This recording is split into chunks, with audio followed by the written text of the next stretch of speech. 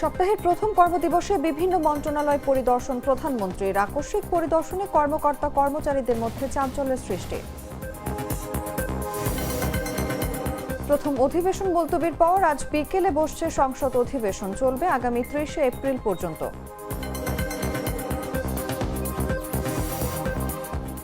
তেল না পেয়ে ট্রাম্পের ম্যানেজারকে ট্রাক চাপায় হত্যার অভিযোগ। দিনাজপুরে দাঁড়িয়ে থাকা ট্রাকের স্লিপার বাসের ধাক্কায় নিহত 2। ইরানের পানি সরবরাহ কেন্দ্র এবং বিশ্ববিদ্যালয়ে হামলা, মধ্যপ্রাচ্যে ইসরায়েল মার্কিন বিশ্ববিদ্যালয়ে হামলার হুমকি ইরানের। এবং সকল জল্পনা কল্পনার অবসান, অবশেষে দেশে ফিরেছেন বিসিবি সভাপতি আমিনুল ইসলাম বুলবুল।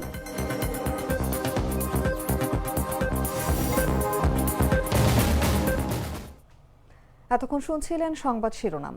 দর্শক, আমন্ত্রণ দুপুর 1টা সংবাদে, সঙ্গে আছে আমি অনুভা বিশ্বাস। কররা কফি, কঠিন স্বাদে হাইকে বলো বাই। চলে যাচ্ছে বিস্তারিত খবরে। সপ্তাহের প্রথম কর্মদিবসে সচিবালয়ের বিভিন্ন মন্ত্রণালয়ে ঝটিকা পরিদর্শন করেছেন প্রধানমন্ত্রী তারেক রহমান। এ সময় যথাসময়ে উপস্থিতি নিশ্চিতের বিষয়ে খোঁজ খবর নিয়েছেন তিনি। রোববার সকাল 9টা 5 মিনিটে নিজ কার্যালয়ের নিচে এসে পৌঁছান প্রধানমন্ত্রী। সেখানে প্রধানমন্ত্রীকে স্বাগত জানান মন্ত্রী পরিষদ সচিব সহ সংশ্লিষ্ট কর্মকর্তারা। কর্মকর্তাদের সঙ্গে কুশল বিনিময় শেষে 1 নম্বর ভবন থেকে পায়ে হেঁটে 6 নম্বর ভবনে যান প্রধানমন্ত্রী। সেখানে জ্বালানি মন্ত্রণালয়, সমাজ কল্যাণ মন্ত্রণালয় এবং শিক্ষা মন্ত্রণালয় পরিদর্শন করেন তিনি। কর্মকর্তাদের কক্ষে গিয়ে খোঁজ খবর নেন সরকার প্রধান। পরে 5 নম্বর ভবনের গৃহায়ন ও গণপূর্ত মন্ত্রণালয় এবং 3 নম্বর ভবনের বাণিজ্য মন্ত্রণালয়ের বিভিন্ন দপ্তর পরিদর্শন করেন প্রধানমন্ত্রী। এরপর সকাল 10টার দিকে মন্ত্রী পরিষদ বিভাগে নিজ কার্যালয়ে প্রবেশ করেন সরকার প্রধান।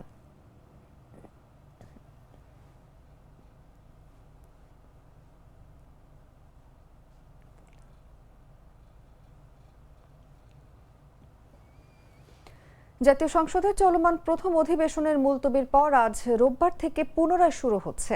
বিকেল 3টায় জাতীয় সংসদ ভবনের অধিবেশন কক্ষে এই বৈঠক শুরু হবে। এর আগে গত 12ই মার্চ ত্রয়োদশ জাতীয় সংসদের প্রথম অধিবেশন শুরু হয়। 2 কার্যদিবস চলার পর 15ই মার্চ অধিবেশন, 29শে মার্চ বিকেল 3টা পর্যন্ত মুলতবি করা হয়। ওই দিন থেকে সংসদের রাষ্ট্রপতির ভাষণের ওপর আনীত ধন্যবাদ প্রস্তাবের আলোচনা শুরু হয়। ত্রয়োদশ জাতীয় সংসদের এই প্রথম অধিবেশন চলবে আগামী 30 এপ্রিল পর্যন্ত। এ সময় রাষ্ট্রপতির ভাষণের উপর মোট 50 ঘন্টা আলোচনা হবে। সরকারি ও বিরোধী দলের সদস্যরা এতে অংশ নেবেন। সরকারি ছুটির দিন ছাড়া প্রতিদিন বিকেল 3টায় অধিবেশনের বৈঠক বসবে। 14ই মার্চ জাতীয় সংসদের কার্য উপদেষ্টা কমিটির প্রথম বৈঠকে এই সংক্রান্ত সিদ্ধান্ত নেওয়া হয়।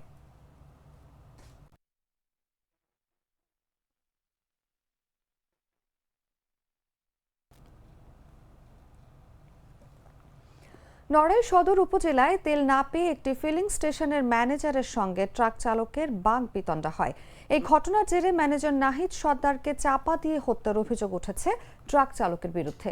শনিবার দিবাগত রাতে উপজেলার কালনা যশোর মহাসড়কের তুলারামপুর রেল সেতুর নিচে এই ঘটনা ঘটে। এ সময় আহত হন নাহিদের বন্ধু জিহাদুল মোল্লা। তার অবস্থাও আশঙ্কাজনক, তাকে ঢাকা মেডিকেলে পাঠানো হয়েছে। নিহত নাহিদ সর্দার উপজেলার তানভীর ফিলিং স্টেশনের ম্যানেজার পদে কর্মরত ছিলেন। সিসিটিভি ফুটেজে দেখা যায় বাকবিতণ্ডার পরও ওই ট্রাক চালক পাম্পেই অবস্থান করেন।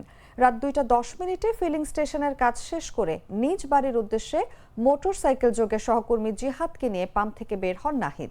সঙ্গে সঙ্গে দ্রুত গতিতে তাদের পেছনে ধাওয়া করতে দেখা যায় ট্রাকটিকে। পরে ট্রাকের চাপায় নাহিদ ঘটনাস্থলেই মারা যান। তার বন্ধু জিহাদুলকে আশঙ্কাজনক অবস্থায় জেলা হাসপাতালে নিলে সেখান থেকে ঢাকা মেডিকেল কলেজ হাসপাতালে পাঠানো হয়। তেল না পেয়ে ক্ষুব্ধ হয়ে এমন পরিকল্পিত হত্যাকাণ্ডের বিচার চেয়েছেন নিহতের সহকর্মী ও এলাকাবাসী। এ বিষয়ে তুলারামপুর হাইওয়ে থানা পুলিশের ভারপ্রাপ্ত কর্মকর্তা শেখ সেকেন্দার আলী বলেন, ট্রাক চাপায় নিহত ফিলিং স্টেশন ম্যানেজার নাহিদের মরদেহ জেলা হাসপাতাল মর্গে পাঠানো হয়েছে।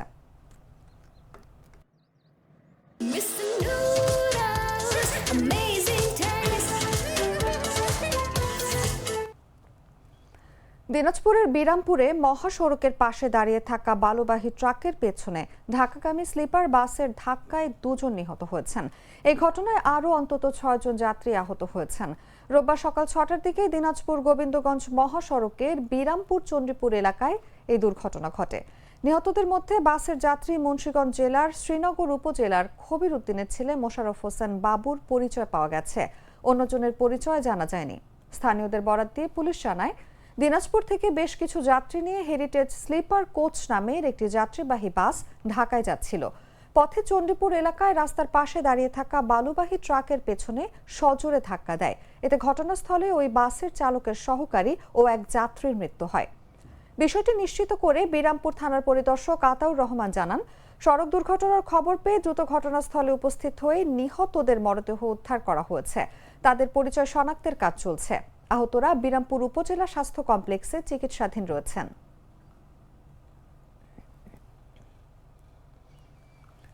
রোজা ঈদ উল ফিতর, স্বাধীনতা দিবস সহ কয়েক দফা ছুটি মিলিয়ে টানা ৩৮ দিনের ছুটি শেষে আজ খুলেছে দেশের সব শিক্ষা প্রতিষ্ঠান।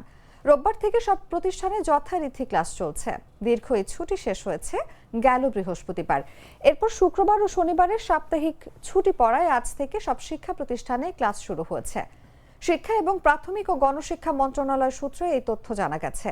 দুই মন্ত্রণালয়ের সংশ্লিষ্ট কর্মকর্তারা জানান, এবার ত্রয়োদশ জাতীয় সংসদ নির্বাচন, রোজা ও ঈদের কারণে বছরের প্রথম ৩ মাসে শ্রেণী কার্যক্রম কম হয়েছে। এতে শিক্ষণ ঘাটতি দেখা দিয়েছে।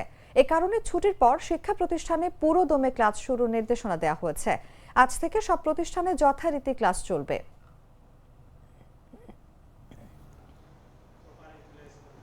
বাছাইকৃত লাল সরিষার দানা থেকে তৈরি হয় প্রাণ সরিষার তেল। আসল ঝাঁঝে, আসল স্বাদে। জানাবো আন্তর্জাতিক সংবাদ।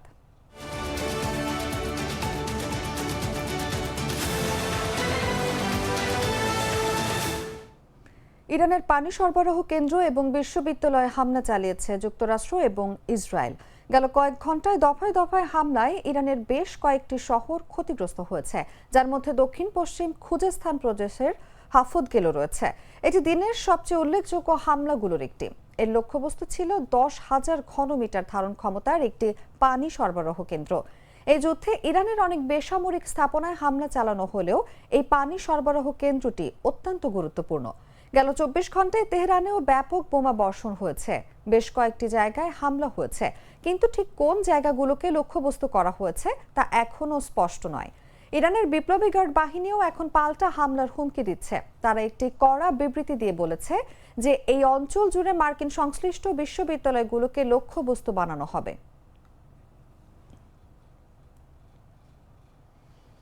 ইরানের উপর হামলা অব্যাহত রেখেছে যুক্তরাষ্ট্র এবং ইসরায়েল। বুশেহর প্রদেশে হামলায় একটি পরিবারের 4 সদস্য নিহত হয়েছে এবং খুজেস্তান প্রদেশে একটি পানি সরবরাহ কেন্দ্র এবং বিশ্ববিদ্যালয়ে হামলা চালানো হয়েছে।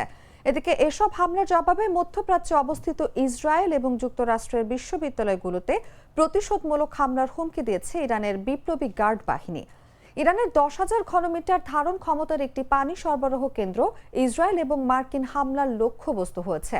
এই যুদ্ধে ইরানের অনেক বেসামরিক স্থাপনায় হামলা চালানো হলেও এই পানি সরবরাহ কেন্দ্রটি অত্যন্ত গুরুত্বপূর্ণ। কয়েক হাজার মার্কিন সেনা মধ্যপ্রাচ্যে পৌঁছেছেন।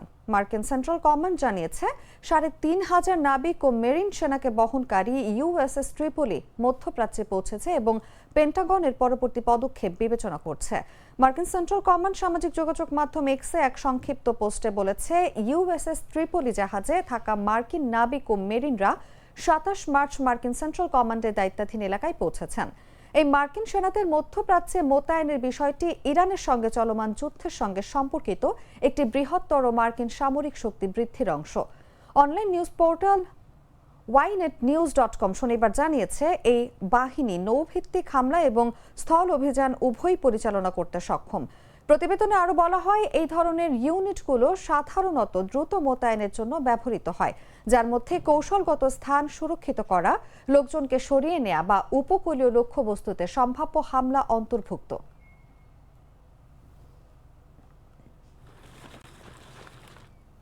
সংবাদ শেষ করব খেলার খবর জানিয়ে।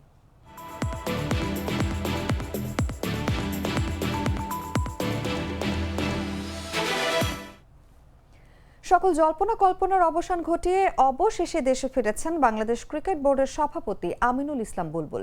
শনিবার মধ্যরাতে সিঙ্গাপুর এয়ারলাইন্সের একটি ফ্লাইটে সিডনি থেকে ঢাকায় ফেরেন তিনি।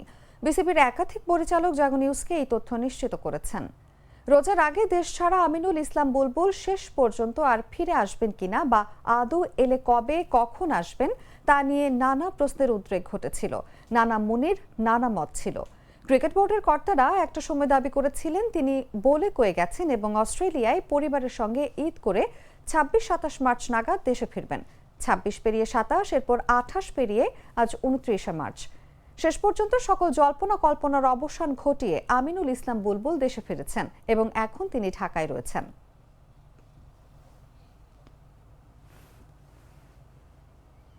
সংবাদ শেষ করার আগে শিরোনামগুলো জানিয়ে দিচ্ছি আরো একবার।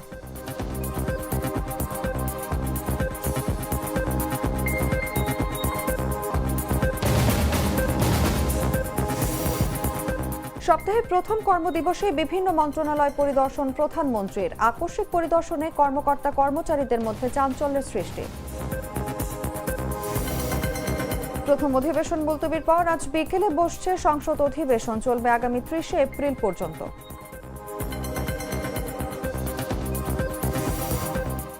তেল না পেয়ে পাম্পের ম্যানেজারকে ট্রাক চাপায় হত্যার অভিযোগ। দিনাজপুরে দাঁড়িয়ে থাকা ট্রাকে স্লিপার বাসের ধাক্কায় নিহত ২। ইরানের পানি সরবরাহ কেন্দ্র এবং বিশ্ববিদ্যালয়ে হামলা। মধ্যপ্রাচ্যে ইসরায়েল মার্কিন বিশ্ববিদ্যালয়ে হামলার হুমকি ইরানের। এবং সকল জল্পনা কল্পনার অবসান, অবশেষে দেশে ফিরেছেন বিসিবি সভাপতি আমিনুল ইসলাম বুলবুল।